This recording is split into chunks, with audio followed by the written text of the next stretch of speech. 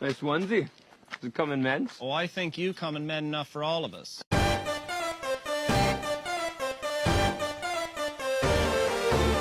I don't understand what the big deal is. You don't? No! You lied about starting an apocalypse. Right, so? You really don't understand why that might make me kinda angry? No! We're never getting back together. Why not? I wanted to talk about a country. Canada. Why are you looking at me like that? I love you. Enough. Oh, all of my bones are vibrating. Hunter, stop, you fucking supreme gentleman. I am going to cry. The only Hunter I want to see right now is Willow hunting for that smooch. If these two don't end up together by the end of this series, I'll consider this a failed show. I will consider this a failed show and a complete waste of my time. Hey Eddie, how are you holding up? How am I holding up? How are you holding up? I mean, the way I hear it, you were the first to find out. Well, yeah, but you were the last. Okay. We're both avoiding the question. Yes. One of us has to answer at some point. It's not gonna be me. Why does it have to be me? Because I guarantee you I've been asked more times than you have. So, you need to talk about it more. I don't think that's how that works. I don't think there's like a quota. Answer the question, Eddie.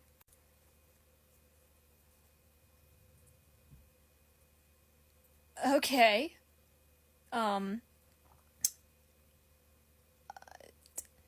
think I'm holding up as well as I can. I haven't answered any calls from anyone since. Is that why I haven't heard from you? Yeah, my phone's just been off the whole time. Why? I don't know, man. The last phone call I got was to tell me Bobby was dead. What if it's cursed?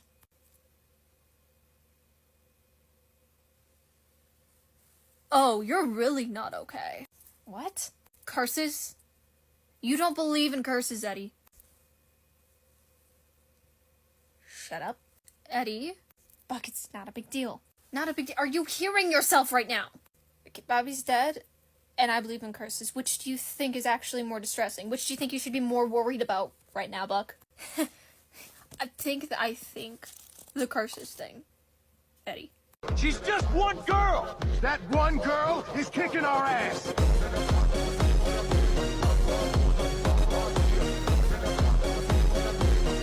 Anyway, I've been revisiting old fandoms because thinking about 911 has not been good for me. So anyway, I did not expect Miraculous Ladybug to get this gay. No, Miraculous Season 6 spoilers. What do you mean? We have a Rose and Julica kiss, as well as a Nathaniel and Mark episode, which they didn't kiss in it, but like they might as well have. This is crazy, because I knew, like, Rose and Julica have been like pretty obviously in a relationship, but it was mainly, like, it was never explicitly confirmed. It was like, it was there, you know? Like, and you know, Miraculous has had its queer representation on the show, you know? They confirmed, I don't remember what season it was, but I remember it was in 2023, that Zoe was canonically had a crush on Marinette. And then they confirmed that their teacher for the first, like, 5 seasons was married to a woman. And I think that was the first time there was a gay kiss on the show, was when her and her wife kissed. And like I said, Nathaniel and Mark and Rose and Julica have, like, been, like, subtly in a relationship. I haven't watched the episode where Rose and Julica kiss, so I don't have much to say about it yet, but I am gonna go watch it. But I did watch the Mark and Nathaniel episode, and that was crazy. Like, not only was this, like, a confirmation of their relationship beyond what they already have, but it was also just a very beautifully written queer storyline that I'm actually both impressed and kind of mad that Miraculous Ladybug delivered that. I never expected that. Because at the same time, it was both metaphorically about a homophobic parent wanting their kid to be straight because that was what was best for him.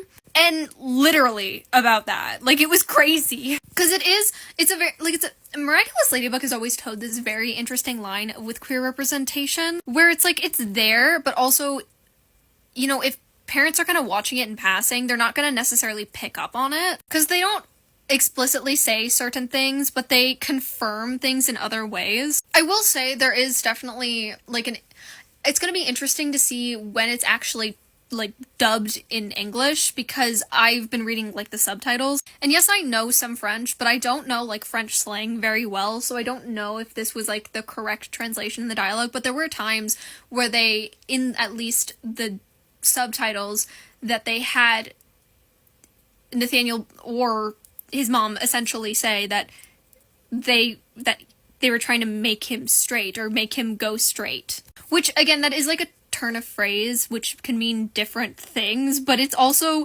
again, the whole point eventually led up to the conclusion that the way that that Mark and Nathaniel ended off their storyline was with a kiss between their two main characters who were both men. And not only was that like confirmed, but they also like fully showed Nathaniel's drawing of this kiss. Like, it was, and that's where I say this is like, I think the third time, because it was, or was Rose and Julica? No, I think Rose and Julica's before, because it's Miss Bustier and her wife, Rose and Julica, and then their two main characters in their comic book, they kissed. Like, that's like the third queer kiss we've seen on the show. And again, it's the fact that they also emphasize that they were reluctantly allowing Nathaniel to make this comic, and then when they read this very queer ending, that was the final straw, where they were like, if you do this, you're not allowed to talk to Mark anymore. Like, he can do whatever he wants, but you're not allowed to do this. And again, there's like the emphasis of her saying, like, I want what's best for Nathaniel. I don't want him to have a hard time. I'm trying to protect him. Which again was partially under the guise of like him using his artistic talents for more practical careers and practical uses than making comics. But also, again, metaphorically talking about him having a harder time because he's queer. Because the story that he's writing at such a young age is a queer storyline. I just can't, and it's so interesting too, because I know for a fact that before Mark was even introduced, people clocked Nathaniel as being queer. Like, I've been in the fandom since 2018, I've been reading fanfiction since 2018, I've been reading bisexual Nathaniel fanfiction since I was 13 years old, since 2018. Like, I was thinking about it, I was like, I've been watching this show for 7 years. Almost 8 years. Oh my god. Anyway, so that has sparked me falling down a Miraculous Ladybug rabbit hole and actually catching up with Miraculous Ladybug, which also, by the way, the season 6 animation is incredible, and I am, like, it's really nice to see that. I don't know, the storylines and, like, the animation in season 6 is notably, like, better than it has been in some of the more recent seasons, which is really nice to see. Also, I've made note of this to a couple people. Adrian is getting a personality, and the way that they're handling it is very interesting, because the way that I'm kind of perceiving it now is he's learning who he is without his parents, and partially, again, it's because of the control his dad had over his life, but also the fact that now he has the rings, which has his amok, so now he actually gets to make his own decisions. I like that. It's so weird that they release these episodes out of order. Like, I know Miraculous has done this for a while. Like, it's the whole time that I've been watching the series, Miraculous has never once released the episodes in order. But, they released episode 1, like, a week ago. And I really wish that they did it in order, because there's some context in there that makes so much more sense with the other episodes. I like that they start off season 6 showcasing that Adrian doesn't know who he is, and him, like, having this whole moment of, like, searching for a passion. I also think it's interesting that we're learning more about Adrian's family. Yeah. And I appreciate the way that they're also handling his relationship with Natalie. But that's a whole other tangent I should not be talking about when I'm talking about how Miraculous has gotten really gay recently. I'm, like, impressed.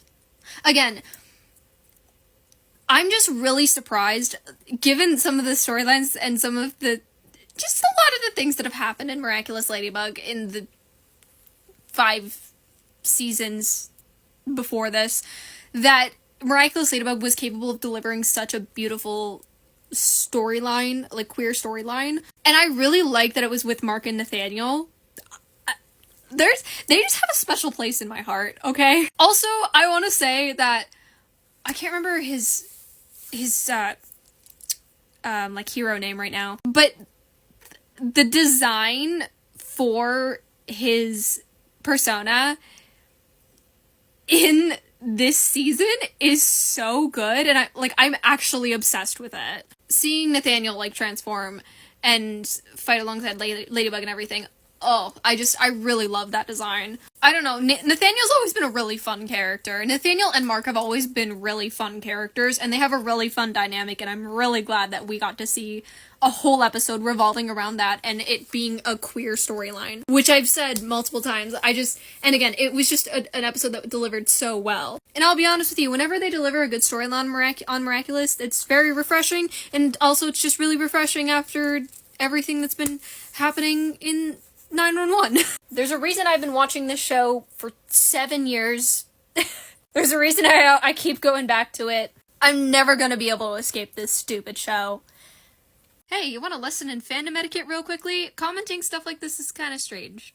If you've experienced a ship or anything like that on AO3 or any fanfic site, you just don't have to engage with it. I wasn't planning on looking up Percy/Luke in general, because I don't read for that ship. Also, that video that you commented that on had nothing to do with Percy Jackson. In fact, it was an Omegaverse video. So this is, again, a strange thing to comment when this is on a video of me talking about Omegaverse, because, like, do you really think, of all the things that are gonna, like, horrify or shock me, that it's gonna be Percy/Luke?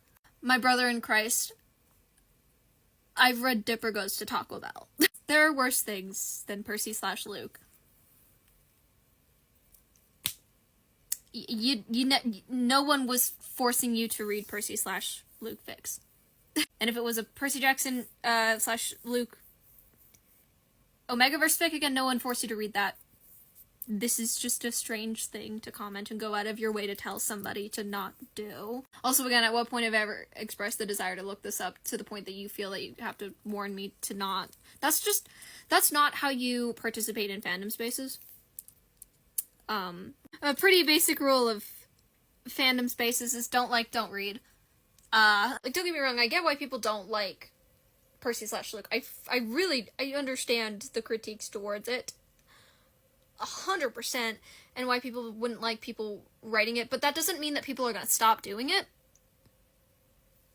So the best thing for you to do is just not engage with people who do write it. Because it's gonna happen regardless. And as soon as you start, like, getting mad at someone about shipping things and critiquing shipping in any capacity, it's slowly gonna get more and more toxic, and fandom will slowly become a space where shipping literally anything is not a safe thing to do. Which is not what we want. Because fandom has, like, with things like this, fandom has also slowly become more of a space of people just critiquing people not, like, shipping things from different medias, or shipping things that aren't canon, like, and again, I can understand critiques of certain ships, I can understand critiques of Luke and Percy, I personally won't read or write it, but policing people shipping things isn't gonna make fandom spaces more safe. But yeah, no, this is just an odd comment to make on something that had nothing to do with Percy Jackson, and in fact, I don't really think that Percy Jackson should have really come into the conversation on that video at all, given, again, it's an Omegaverse video. So I don't really know how a children's media came into the discussion on a video where I'm talking about Omegaverse. But yeah, just shipping etiquette, don't like, don't read. General fandom etiquette, don't like, don't read. My friend sent me an edit of the Ice King of Simon Petrikov. No, so like the Ice King, but like it was about Simon. Okay? Now, I've watched Fiona and Cake. I've watched all of Adventure Time. I've watched Fiona and Cake. I've watched everything that Adventure Time has released, okay? But Fiona and Cake really, is really fun for Simon Petrikov. So I responded to it by saying, please don't make me think about Simon. I cannot be normal about him. And then I sat with that for a second and I was like, what is it with me and old men who get brainwashed? I've talked about, I love the brainwashing and amnesia in any capacity. The amount of old men that get like brainwashed or get their brain fucked with in some capacity that I am not normal about. Starting off with Nico D'Angelo, while he's not technically an old man, I mean, he's from the 1940s, lost his memories anyway. Moving on to Bucky Barnes, like, this is the actual pipeline of characters I got attached to in the last couple years. Yeah, so, Nico D'Angelo, Bucky Barnes. Bucky Barnes. Bucky, anyway. Fiddleford McGucket and Simon Petrikov. Or it's technically, I guess it's kind of the other way around. Because I did watch Fiona and Cake before I got back into Gravity Falls, but like, I've spent more time thinking about Fiddleford than I have about Simon Petrikov. Probably for my own sake. I'm well aware the brainwashing and amnesia thing is probably a religious trauma thing. Why is it specifically brainwashed old men? And it's interesting because with Simon, he becomes the Ice King and he's kind of insane. With Fiddleford McGucket, old man McGucket. We know. But then you also have Bucky Barnes and Nico D'Angelo. It's like, half of them became emo, the other half went insane. Actually, okay, you know what? You know who's on this list of got brainwashed, but doesn't really meet either any of this criteria? Peter Millark. I'm very abnormal about Peter Millark. For a lot of reasons. Oh, but no. I have more feelings about Haymitch than I do about PETA now. But that's because of Sunrise on the Reaping. But Haymitch doesn't get brainwashed, so that's irrelevant. PETA does get brainwashed. He's not an old man. He kind of gets Winter Soldiered. Okay. And he doesn't become emo afterwards or go insane. So, I don't know, there's just brainwashing. Very interesting that two of them became kind of emo. Obviously, neither of them technically became emo. Like, Nico is... he's described as being emo, but I don't think Rick fully knows what being emo means. So... And then Bucky... He literally just becomes an annoyed old man.